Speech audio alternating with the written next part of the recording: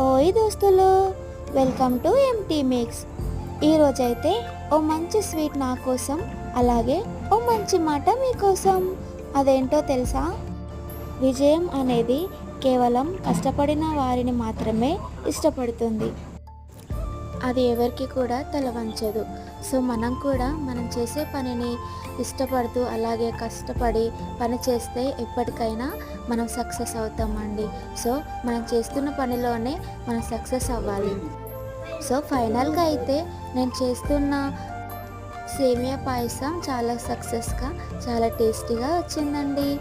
మీకు కూడా వీడియో కావాలంటే పూర్తి వీడియో నేను మన ఛానల్లో అప్లోడ్ చేస్తాను. మీరు కూడా వెళ్ళి ట్రై చేయండి. అలాగే ప్లీజ్ వెళ్తూ సబ్స్క్రైబ్ చేసుకోండి.